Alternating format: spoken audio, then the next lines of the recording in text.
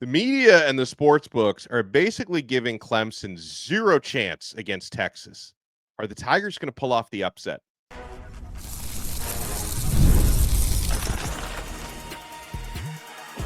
You are Locked On ACC, your daily podcast on the Atlantic Coast Conference.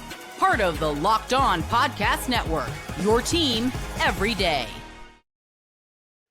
College football playoff is almost here. Shout out to the everydayers, and thank you so much for making Locked On ACC your first listen and your first watch today. We're available free wherever you get your podcasts. We're free on YouTube. We're part of the Locked On Podcast Network, your team every day.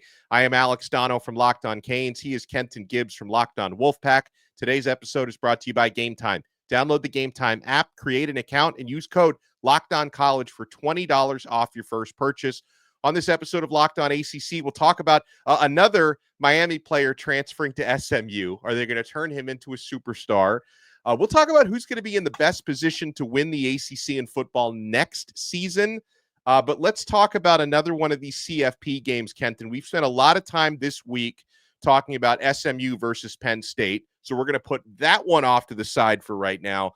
Let's talk about Clemson at Texas. Now, you know, KG, I've been watching some other channels previews of that game, and I've noticed that a lot of these national college football channels, they'll do what's supposedly a Clemson at Texas preview. They'll spend 9 minutes talking about everything going on with the Longhorns. Then they'll mention, oh, yeah, they're taking on Clemson. Boom, that's the preview. It's like no one's talking about Clemson. The FanDuel odds have the Tigers at 11.5-point underdogs against Texas. Texas, I wonder, Kenton, if they can be upset in Austin. Now, they played somehow the easiest SEC schedule, so compared to the rest of the conference, less battle-tested. The team that they don't want to see anytime soon again was Georgia, who beat them twice this year. Cade Klubnik is going to be going home to Austin. That's where he played his high school ball. How much of a chance do you give Clemson to pull this off? You know who believes that Clemson has a good chance to pull this off? The Sharps. The line came in at 12.5 or 12 points. I know for a fact it was either 12 or higher. And now it's seemingly dropped a point or so. Interesting. Very interesting there. But can Clemson pull this game off? Let me give you another interesting factoid about the University of Texas under Coach Sark that many people fail to realize. Do you know how many games Sark has won in the postseason while at Texas in his entire tenure? One.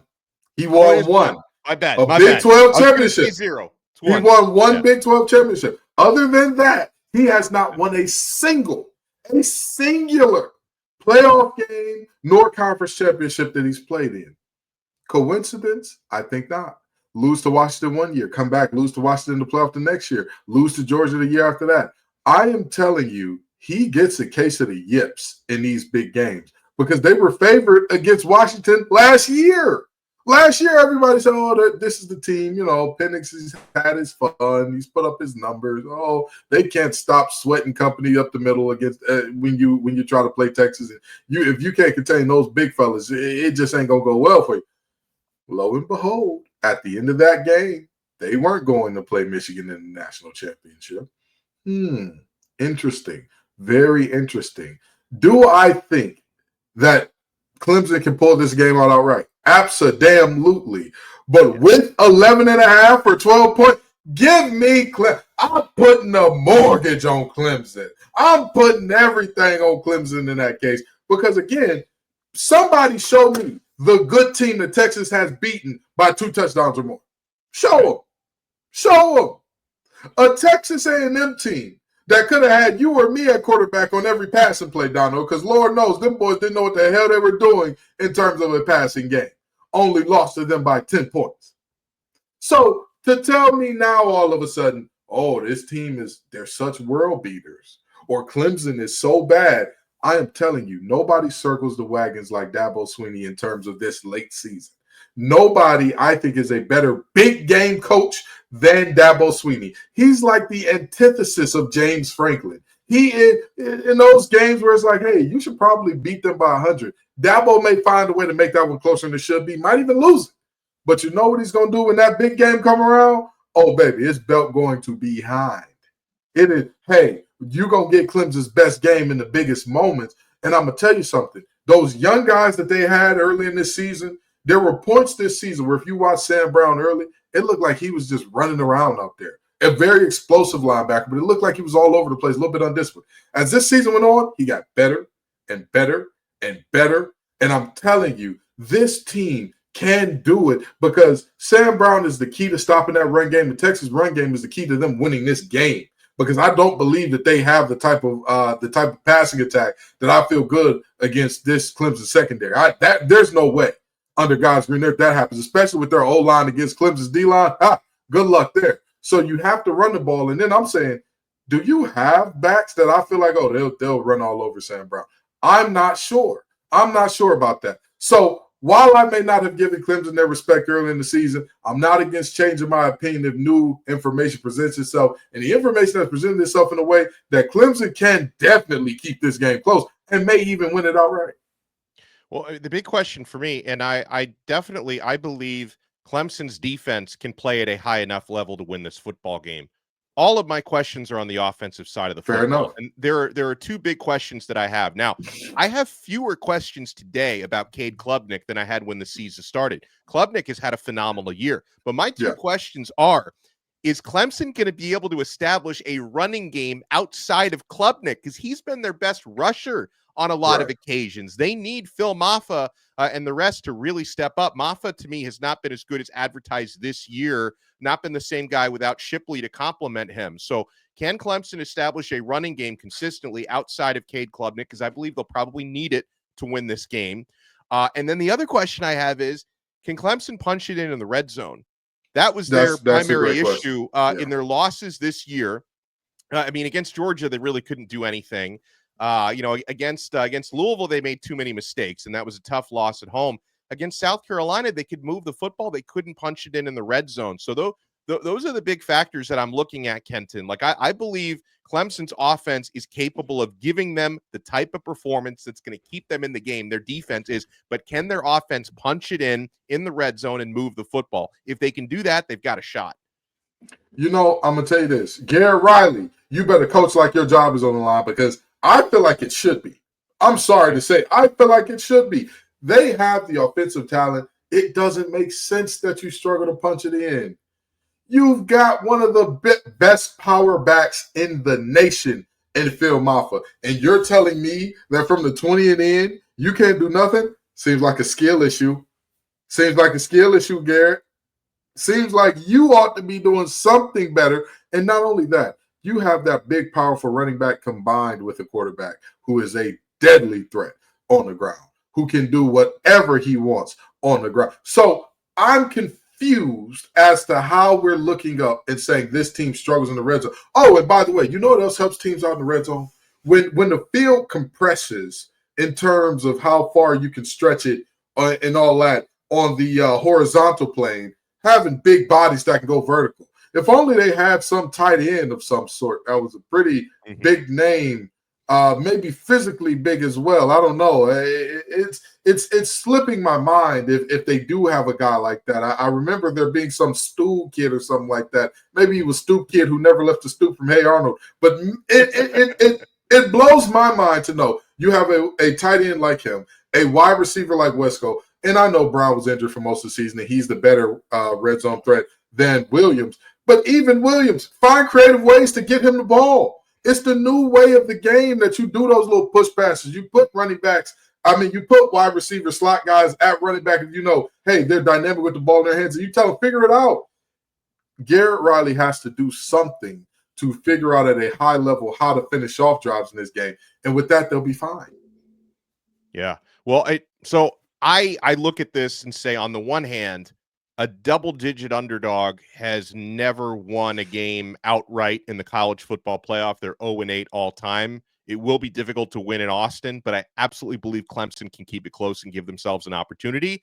Dabo Sweeney, he's won CFPs before. He was actually his Clemson of 7-8 years ago were the first undefeated college football playoff champions. He's now going to try to become the first 3-loss college football playoff champions, and that's a big reason why Clemson is not getting any pub here, because they did, they won the ACC. They had to, because that was their only way in, but they did back their way into the playoff. And honestly, if we want to look at next year, Clemson is probably in the best position to repeat as conference champions, and we'll tell you why. We'll take a look at the rest of the field as well. You want to keep it locked right here, my friends. We're only getting started on this brand new episode of Locked On ACC. Folks, we're so happy to have Rocket Money with us here on the Locked On family.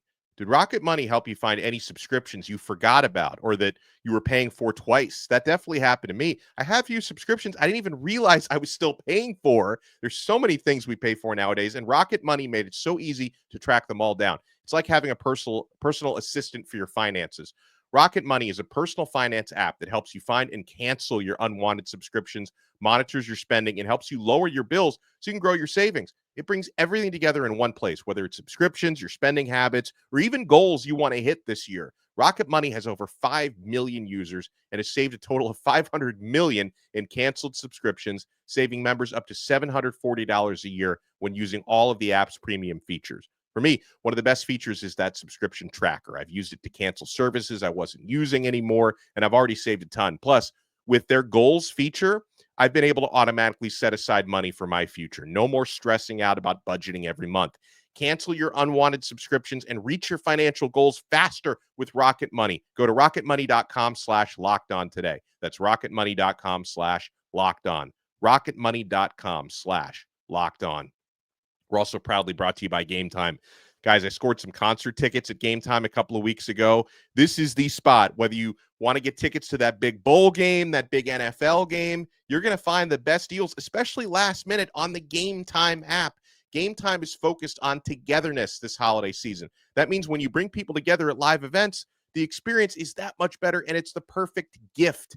Game Time has a new feature called Game Time Picks that makes getting tickets for live events even easier. Game Time Picks filters out all the fluff to show you only incredible deals on great seats, so you don't have to waste time searching through thousands of tickets. I will be surprising a family member this Christmas with tickets that I got on Game Time. Guys, I also love the all-in pricing feature. This feature shows you the total upfront with no surprise fees at checkout. I love getting a panoramic view from my seat in the app before you buy. Folks, download the Game Time app, create an account, and use code LOCKEDONCollege for $20 off your first purchase. Take the guesswork out of buying tickets with Game Time. Terms apply. Again, create an account and redeem code LOCKEDONCollege for $20 off. Download Game Time today. What time is it? It's game time. Thank you for making Locked On ACC your first listen and your first watch today. We're available free wherever you get your podcasts. We're free on YouTube. We're part of the Locked On Podcast Network, your team every day. So, Kenton, I'm taking an early look at football rosters for next year. You know, transfer portal is still in progress, and Dabo Sweeney has already taken a couple of transfers. I mean, if he's going to start using the portal, Clemson might be unstoppable. And Kenton, I think about they're getting presumably Cade Klubnik back next year because he's a junior, and I don't think he's going pro this year. They're going to have Klubnik back. Canada can wait a year. They're going to have a very young defense that's already good this year. That a lot of these freshmen and sophomore are going to be juniors and seniors next year at Clemson. I think they're in the best position. I also think SMU could be in pretty good position. We'll talk a little bit more about them.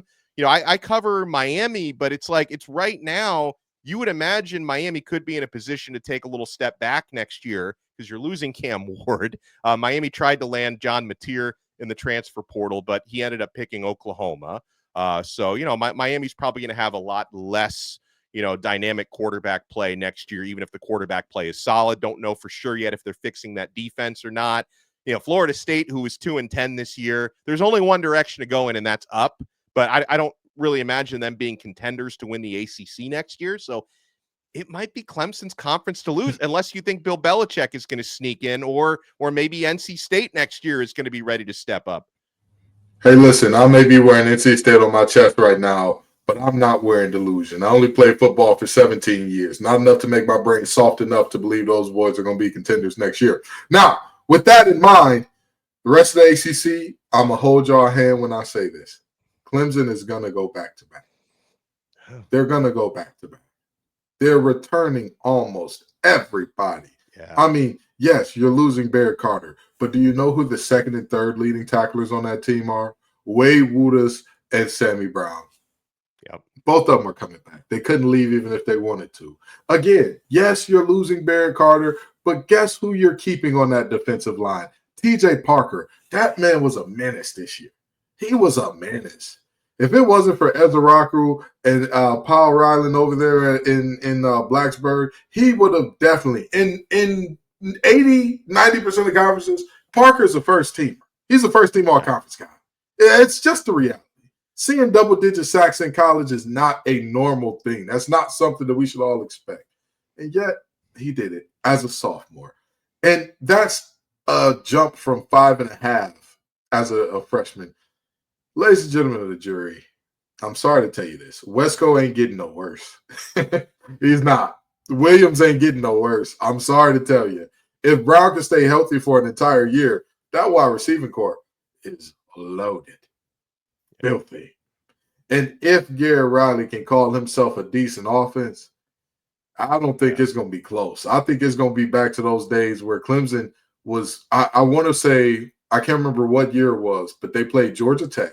And Travis Etienne had like 8 carries for 200 some odd yards or something like that. It's going to be a return to that. This guy, I'm sorry to say this. I'm in the ACC too. My school, my alma mater is in the ACC.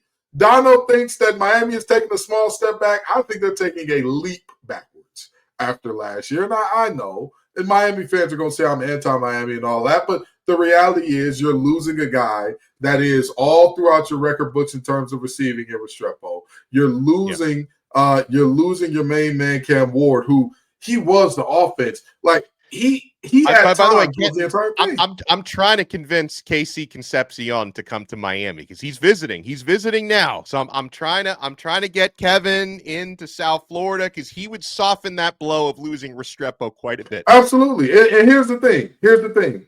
Would I be upset if KC stayed in the ACC? Hell no, man. Go do what's best for you. Go do what's best for your family. Go make yourself happy. But I'm very seriously concerned about all the top teams from the conference this year, except Clemson and SMU. I very strongly believe that we're looking at a Clemson SMU Part 2 in next year's ACC championship game. If somebody else were to pop in there, I'd be a little bit surprised. I'm not going to lie to you. However, Louisville just got their quarterback, okay? And Miller Moss wasn't the problem at USC. I'm going to just leave it at that, okay? They got some problems that extended well beyond Miller. And if you put him with a quarterback guru, and I know everybody says Lincoln Riley's supposed to be a quarterback guru and quarterback whisperer, look at what those quarterbacks that he coached up are doing in the NFL. That's not because of a coach. That's because you had some dudes, okay? You just had some bad men. And that's kind of how that worked out. So I look now and I say to myself, maybe I could see Louisville there, even though they're losing a significant amount of pieces, but they always do well in the portal. Well, what about Duke? Duke was 9-3 this year, and I think they've upgraded at quarterback. I mean, we'll see if Darian Mensah can do it at a higher level, but I like that pickup. On paper, I like him better than Malik Murphy. I agree. I like him better than Malik Murphy as well. There is something about Duke football that makes me hesitant. There's always just something there that even when you're supposed to be really good, something always gets in the way. But I will agree that Duke is in that top tier of teams next year. I would say that Duke is in that top 4 to 5 range where I'm like, if they got in, would I be super shocked? Not really. Not really. It wouldn't be the biggest. I wouldn't be taken aback the same way I would, let's say, if Bill Belichick were to get the Dirty Foot Club there next year. I would be shocked by that. I would legitimately say, wow, the NFL. Congratulations on his $1 million buyout because somebody's about to have to pay that $1 million because he's going to the league. But congratulations on getting. By the way, can I say something about Belichick? I've noticed the media is already doing this thing where like a big time transfer portal player. They did this with John Mateer, even who picked Oklahoma. Miami made a push, they didn't land him. But then I was reading a story. It's like, oh, and Bill Belichick tried to make a late push, didn't get him, but tried to. And I see this with Keyshawn Silver, big defensive tackle. I see it. The media is starting to use Belichick's name in like a player X decides to go to a certain school that's not North Carolina, but they're going to say, oh, they got a call from Bill Belichick. So it's like, hey, look, he's in the mix for all these big transfers. Not landing any of them yet, but they're already starting to pump up Belichick by using him just to put a name in the story. I'm sure that's getting you more clicks on the Google searches. Just a quick question, Donno. What year was Bill Belichick's last Super Bowl? What would it have been? 2000. It was like 2017. I don't remember. Do you remember? Oh, don't worry, Donno. I got this ready for you. The last Super Bowl that he won was absolutely in the year of our Lord and Savior, 2017, I believe. Okay. I'm sorry, it was 2019. It was 2019. 2019. Okay? 2019. Okay.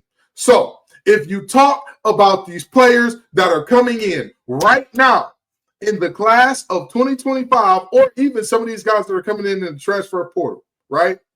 When they had their formative years, of like, oh, I'm now understanding football at a higher level and what's good and what's bad. Generally, when you're like 14 and older, what Bill Belichick do they remember?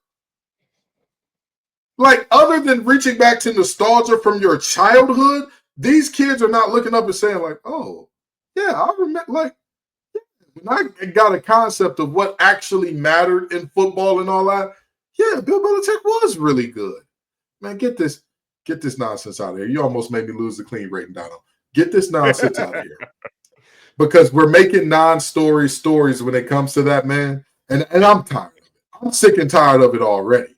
I get it, but I get it. That university loves to win the clicks and whatnot. You know, winning on the field, not as important. You know, hey, apparently winning on the court ain't important to me. The teacher man is how to hoop and squabble. But, you know, more power to them. But as we clearly see, just like everybody making a big story about the tight end who had 3 catches last year, not visiting NC State, but visiting UNC after NC State's leading receiver who was their tight end returns, like making that a big story about, who's recruiting well and all that. It's like, man, this is a non-story. This is all this. Bill made a late push. It's a non-story. KC to Miami, that's a hell of a story. That's a big story. Seeing Emory Williams and him potentially build some chemistry and do good things next year, that's a real story. That's a story. I hope Miami can close it up with KC, can lock him up. He's visiting now. He's visited Alabama. He's high on Texas A&M. Seems high on Miami. But again, like if he doesn't go to Miami, he's leaving the ACC because I think all the other schools he's interested in are outside the conference. Speaking of Miami, Miami is losing another transfer who is landing in Dallas. Did SMU just find their next Brashard Smith? We'll talk about that and more when we come back. You want to keep it locked right here. We're not done yet on this brand new episode of Locked On ACC. Oh, folks, I'm so excited that we have the college football playoff on board with us here on the Locked On Network. And the games are starting, guys. They're starting today. So it's that time of year. College football playoff is back, and with this newly expanded 12-team format, it's guaranteed to be bigger and better than ever, bringing you all the hard-hitting and high-flying excitement that you love. TNT Sports coverage of the college football playoff begins December 21st, starting with the college football playoff kickoff show presented by AT&T at 11 a.m. Eastern, leading into their first matchup of the day. That's SMU battling Penn State. We've talked about that a lot this week. And then the Clemson Tigers, as we've talked about today, look to upset the Texas Longhorns in a showdown at 4 p.m. Eastern. Don't miss a moment of the action. Watch the college football playoff presented by Allstate live on TNT, True TV, TBS, and Max. Thank you for making Locked On ACC your first listen and your first watch today. For your next listen, make sure you check out our other shows. Kenton and Grayson do an awesome job on Locked On Wolfpack. Hopefully, they'll be talking about KC Concepcion to Miami pretty soon. Hopefully, I'll be talking about that on Locked On Canes. I'm worried about Bama. I'm being very honest. Hey, man, we don't talk about ex-girlfriends on Locked On Wolfpack. You know what I mean? Hey, more power to him wherever he goes, be it Miami, be it Bama, be it the Aggie land. More power to him. Not our problem, not our concern. We loved him. We thank him for his contributions to the university, but that ain't none of our business. Which is why, as the host of Locked On Canes, it pains me to do this, but this is Locked On ACC. This is a big ACC story. A former Miami running back, Chris Johnson, who didn't get a lot of opportunities this year, which is not that surprising when you had Damian Martinez and Mark Fletcher doing what they did. Jordan Lyle, who was a true freshman this year, passed Johnson on the depth chart. Now, Chris Johnson did get a lot of opportunities at Miami as a kick returner. Didn't have a whole lot of success there. I was expecting a little bit more from him there. But as so many Miami players have done the past couple of years, Kenton, Chris Johnson, who hit the transfer portal, he's on his way to SMU. He picked SMU on Thursday. Now, the thing that Johnson does have that cannot be taught is speed. This guy was a track star and a record setter in South Florida. He has Florida State high school records in the 100-meter and the 200-meter. So he has that sort of speed. We'll see if Rhett Lashley can turn him into a weapon. And something I'm going to bring up to you, Kenton, is I wonder if Chris Johnson Jr. may have the opposite journey of what Brashard Smith had, because Brashard Smith was a receiver at Miami. Miami actually wanted him to switch to running back. I don't think he wanted to. He goes to SMU. He switches to running back, and he's one of the better backs in the country now. With Chris Johnson, he's been playing running back. I think he'd be better as a receiver out of the slot. So I wonder if Johnson might make that switch at SMU, because I was saying this for the last 2 years at Miami. I wanted to see him as a receiver, not as much as a running back. I wonder if he'll follow through with that. You know, first thing first, I want to address something you said there about the playing time and opportunity. We all know if Mario Cristobal loves anything, it's two things. Number one, not taking the knee. Number two, he loves himself a big back. Okay.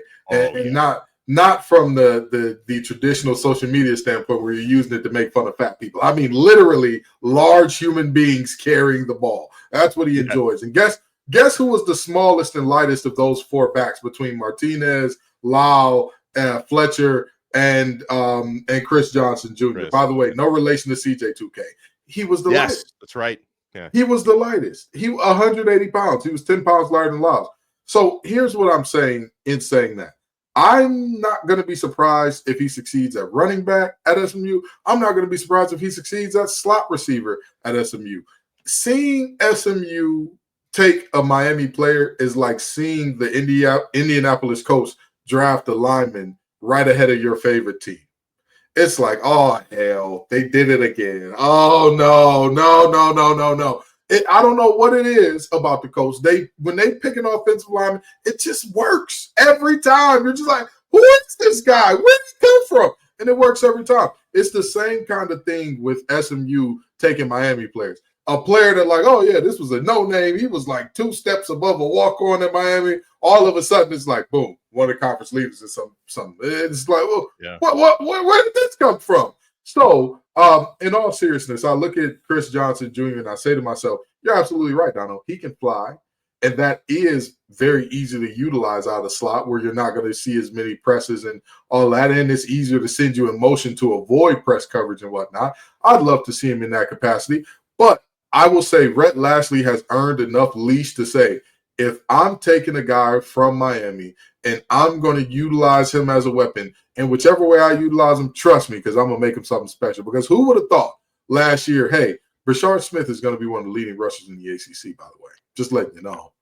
Nobody would have believed that, and yet here we are. Who would have thought, hey, some of those defensive linemen we got from Miami that could not piss a drop on the field there, oh, they're going to be, 5-sack guys, no problem. And yet here we are. Yeah, no, it's well said. Well, we appreciate everybody tuning in. And Kenton, we're going to be doing some extra post-game work for college football playoff games coming up. We'll be on after, and I'm not a late night guy, but I'm going to have my cafecito on tonight, later tonight. Actually, we're going to talk about the Notre Dame game.